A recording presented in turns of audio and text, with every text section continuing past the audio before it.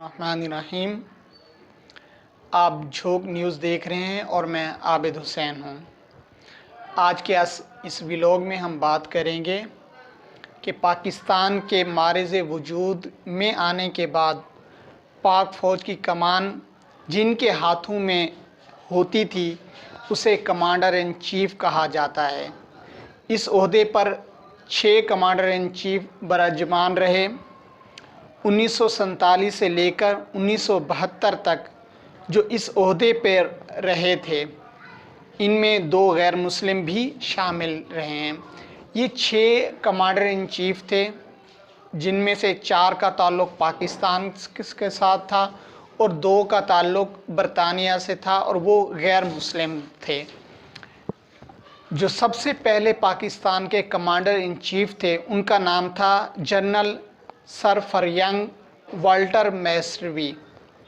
ये पाकिस्तान के पहले कमांडर इन चीफ़ थे जो अगस्त 1947 से फरवरी 1948 तक पाक फ़ौज के सरबराह रहे हैं। ताहम चंद माह बाद भी इन्हें रिटायर कर दिया गया था। कहा जाता है कि कायद आज़म मोहम्मद अली जनाह के कश्मीर से मुताल्लिक़ अहकामात ना मानने पर इन्हें ओहदे से सबकदोश कर दिया गया था। जो पाकिस्तान के दूसरे कमांडर इन चीफ़ थे उनका नाम था general sir Douglas David Gracey. फरवरी 1948 से जनवरी 1951 तक पाक फ़ौज के सरबराह रहे। वो पाकिस्तान के आखिरी बरतानवी आर्मी चीफ़ या कमांडर इन चीफ़ थे। जनरल डगलस ने भी कायद आज़म के हुक्म के बावजूद कश्मीर के महाज पर फ़ौज नहीं भेजी, जिस पर इन्हें जबरी रिटायर कर दिया गया था। नंबर 3 पर जो हैं वो हैं फील्ड मार्शल अयूब खान। पाकिस्तान के पहले मकामी और मुसलमान फ़ौजी सरबराह थे। जनवरी 1951 से अक्टूबर 1958 तक इस ओहदे पर रहे। बाद अज़ां सदर पाकिस्तान बने और वो पाकिस्तान के वाहिद फील्ड मार्शल थे। नंबर 4 पर जो पाकिस्तान के कमांडर इन चीफ़ थे उनका नाम था जनरल मोहम्मद मूसा। इनका ताल्लुक़ हज़ारा कम्युनिटी से था।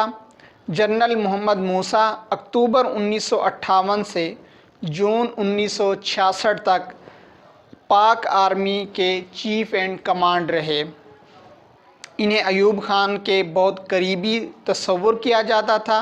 यही वजह है कि अयूब खान ने ख़ुद सदर बनने के बाद 5 जर्नेलों पर तरजीह देते हुए इन्हें आर्मी चीफ़ मुकर्रर किया। वो अयूब और ज़िया हुकूमत में भी गवर्नर भी रहे थे। जो 5वें पाकिस्तान के कमांडर इन चीफ़ थे उनका नाम था जनरल याह्या खान। अयूब खान ने 1966 में जनरल याह्या खान को आर्मी चीफ़ बनाया और फिर 1969 में जब वो सदारत से मुस्ताफ़ी हुए तो याह्या खान ने ओहदा भी संभाल लिया।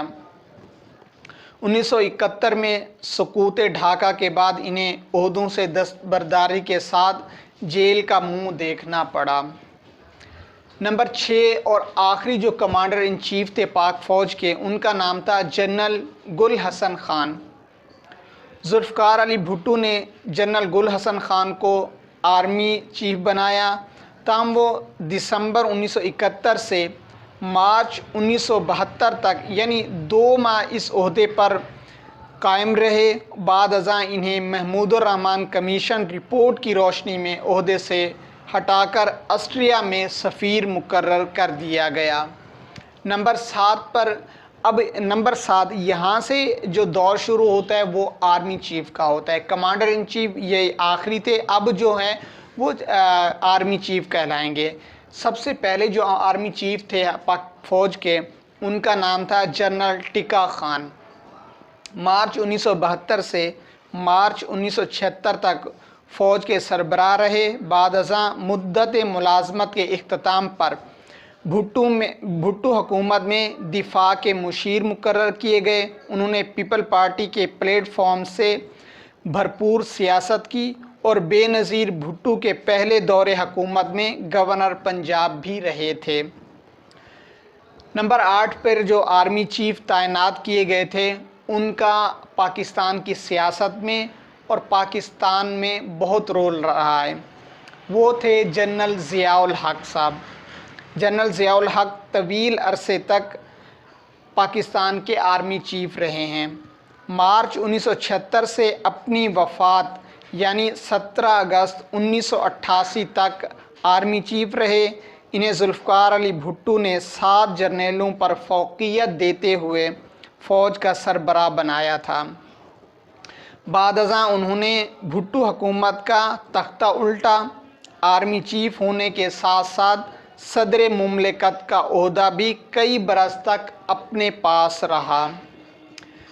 نمبر 9 پہ جو آرمی چیف منتخب ہوئے تھے ان کا نام تھا جنرل مرزا اسلم بیگ۔ اگست 1988 میں جنرل ضیاء الحق کے طیارہ حادثے میں وفات کے بعد پاک فوج کی کمان سنبھالی۔ ان کی مدت ملازمت میں توسیع کا معاملہ اٹھا کر صدر غلام عیسیٰ خان نے توسیع دینے سے انکار کر دیا۔ یوں اگست 1991 میں ریٹائر ہو گئے۔ ان کے دور میں ضرب مومن جیسی بڑی اور بے مثال فوجی مشقیں کی گئیں۔ 10ویں نمبر پر جو آرمی چیف آئے تھے ان کا نام تھا جنرل آصف نواز جنجوعہ۔ صدر غلام اسحاق خان نے اگست 1991 میں انہیں آرمی چیف مقرر کیا، لیکن جنوری 1993 میں انہیں دل کا دورہ پڑا جو جان لیوا ثابت ہوا۔ انہوں نے سندھ میں ڈاکوؤں کے خلاف بڑا آپریشن کیا جس کے بعد کراچی آپریشن کا بھی آغاز ہوا۔ 11ویں نمبر پر جو آرمی چیف منتخب ہوئے ان کا نام تھا جنرل عبد الوحید کاکڑ۔ جنوری 1993 سے جنوری 1996 تک فوج کی قیادت کی۔ انہوں نے بطور آرمی چیف صدر غلام اسحاق خان اور وزیر اعظم نواز شریف کے درمیان سنگین تنازع میں ثالثی کا کردار ادا کیا۔ 12ویں نمبر پر جو آرمی چیف آئے تھے ان کا نام تھا جنرل جہانگیر کرامت۔ بے نظیر بھٹو نے جنوری 1996 میں جنرل جہانگیر کرامت کو آرمی چیف مقرر کیا۔ حکومت کی تبدیلی کے بعد میاں نواز شریف وزیر اعظم بنے تو سیاسی اور فوجی قیادت میں اختلاف نے جنم لیا، جس کے سبب اگست 1998 میں جنرل جہانگیر کرامت کو عہدے سے ہٹا دیا گیا اور وہ مشرف دور میں امریکہ میں پاکستانی سفیر مقرر کیے گئے۔ نمبر 13 پر جو آرمی چیف آئے تھے ان کا نام تھا جنرل پرویز مشرف۔ یہ ضیاء الحق کے بعد اگر کوئی جنرل آیا جس نے سب سے زیادہ اپنے آرمی چیف رہے مدت کی، اس کا ٹینور ضیاء الحق سے اس کا ٹینور تھوڑا کم ہے، ان کا تقریباً 12 سال ہے اور ان کا تقریباً 9 سال بنتا ہے۔ میاں نواز شریف نے اگست 1998 میں جنرل پرویز مشرف کو آرمی چیف مقرر کیا، تاہم انہوں نے 1999 میں نواز حکومت کا تختہ الٹ کر خود اقتدار سنبھال لیا۔ بعد ازاں نومبر 2007 میں فوج کی کمان جنرل کیانی کے سپرد کر دی اور خود صدر مملکت کے عہدے پر فائز رہے، مگر چند ماہ بعد 18 اگست 2008 کو انہیں یہ عہدہ بھی چھوڑنا پڑا۔ نمبر 14 پر جو آرمی چیف مقرر کیے گئے تھے ان کا نام تھا جنرل اشفاق پرویز کیانی۔ صدر آصف زرداری نے نومبر 2007 میں ان کا تقرر کیا۔ بعد ازاں انہیں مدت ملازمت میں توسیع بھی دی گئی۔ یوں وہ نومبر 2013 تک پاک فوج کی قیادت کرتے رہے۔ نمبر 15 پر جو چیف آف آرمی سٹاف مقرر کیے ان کا نام تھا جنرل رحیل شریف۔ जनरल रहील शरीफ को भी वज़ीर आज़म नवाज़ शरीफ ने आर्मी चीफ मुकर्रर किया, जिन्होंने नवंबर 2013 में ओहदा संभाला। उन्होंने ऑपरेशन ज़रबे अज़म का आगाज़ किया, जिसने दहशतगर्दों की कमर तोड़ डाली। कई हलकों की जानिब से इन्हें तोसी देने के मुतालबात सामने आए, मगर उन्होंने दो टोक अल्फाज में तोसी लेने से इनकार कर दिया और नवंबर 2016 में रिटायर हो गए। बाद अज़ां जनरल रहील शरीफ को सऊदी अरब की सरबराही में कायम 44 मुस्लिम ममालिक की फ़ौज का सरबराह मुकर्रर किया गया। नंबर 16 पर जो आर्मी चीफ मुकर्रर किए वो थे जनरल कमर जावेद बाजवा। जनरल कमर जावेद बाजवा 5वें जनरल हैं जिन्हें नवाज़ शरीफ ने इस ओहदे पर तैनात किया। उन्होंने नवंबर 2016 में ये ओहदा संभाला।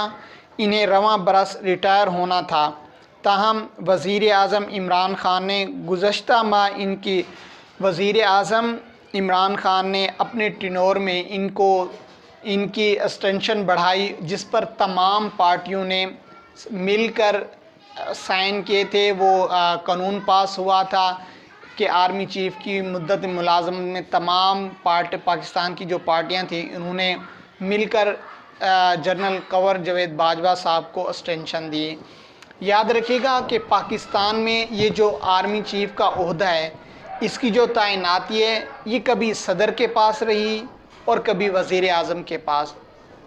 नवाज़ शरीफ ने 14वीं तरमीम करके ये ओहदा वज़ीर आज़म के पास रखा और उन्होंने सबसे ज़्यादा जो पाकिस्तान में सबसे ज़्यादा आर्मी चीफ मुकर्रर किए वो नवाज़ शरीफ साहब ने।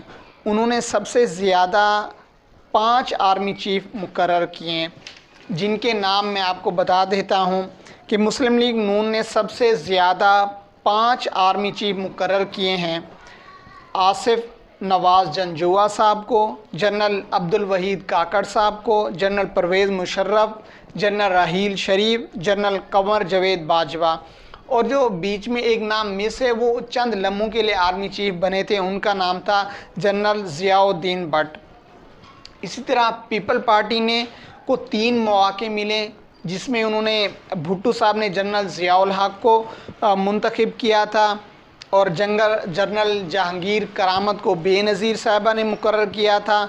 और तीसरा मौका जो था वो यूसुफ रज़ा गिलानी साहब को था। उन्होंने जनरल इशफाक परवेज़ कियानी को मुद्दत मुलाजमत में तोसी की थी और पीटीआई को सिर्फ एक मौका मिला है। इन्होंने भी अपने जनरल कमर जावेद बाजवा साहब को इनकी मुद्दत मुलाजमत में तोसी की है। तो आर्मी चीफ़ का पाकिस्तान की सियासत में बहुत ही कलीदी किरदार और कलीदी रोल रहा है। पाकिस्तान की सियासत में और पाकिस्तान की सिक्योरिटी या पाकिस्तान के हवाले से एक वाहिद इदारा है जो अभी तक अपने का किसी में हम कह सकते हैं कि पाक फ़ौज है तो हम हैं, अगर पाक फ़ौज नहीं है तो हम नहीं हैं। ये इदारा कल बैठ जाए, पाकिस्तान बैठ जाएगा। जब तक हमारा इदारा कायम है वैसे हाँ पाकिस्तान भी कायम है।